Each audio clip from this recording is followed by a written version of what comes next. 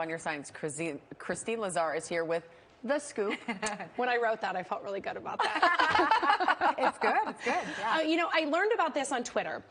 There were a lot of locals just kind of sounding off, upset over this. And I think it speaks to a larger issue that we're seeing in these really trendy neighborhoods where you're seeing a lot of turnover from the smaller, mom and pop shops to the larger chains. And of course, there's room for both, but people get really possessive. Well, and if they're right next door. Yeah, so it's kind of the battle of the scoops here, you know? Salt and Straw had its grand opening earlier this month on Sunset Boulevard, but not everyone is sweet on the location, with some accusing the chain of being a bad neighbor.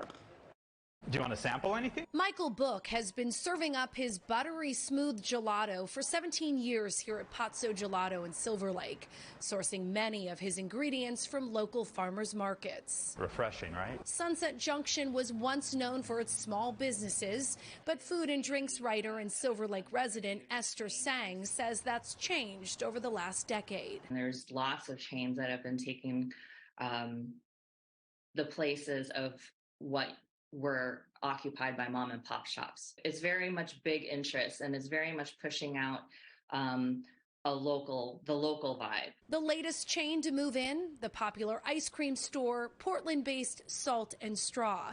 But its location is getting an icy reception from some locals. I think it really sucks. Why the distaste? Salt and Straw opened up 3 doors down from Pazzo Gelato. I thought it was weird that, number one, no one talked to me about it. And obviously it's weird to have a big corporate ice cream place open up next door to you.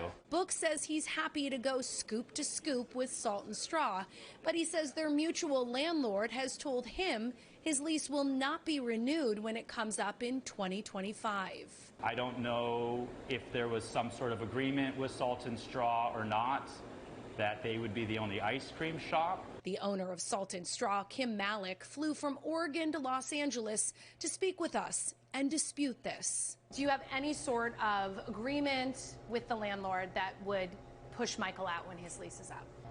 We don't have any agreement that would prevent him from renewing his lease with the landlord. Malik says she was under the impression Book was trying to get out of the business and sublease his space. When we opened here, we understood that he was leaving and that he actively was, done and wanting to move on. And if he's changed his mind, I mean, we are more than happy to coexist. Book says he did consider subleasing and allowed his realtor to test the market.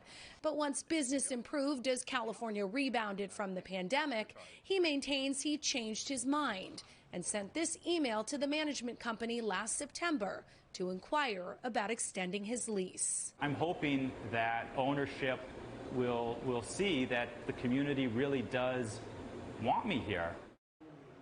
And we did reach out to the management company for the property, and a representative claims Book is using this situation with Salt and Straw to gain leverage in negotiations with the landlord. Of course, he denies that. That rep went on to say they would be happy to engage in lease negotiations closer to when his lease expires. And I will tell you, I've tried Salt and Straw before. They're known, very good ice cream. They're known for their kind of funky flavors. They had like habanero when we were there.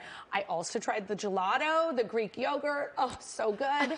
So, I think both of them say, hey, we're happy to just go toe-to-toe. I don't know that locals want that as much.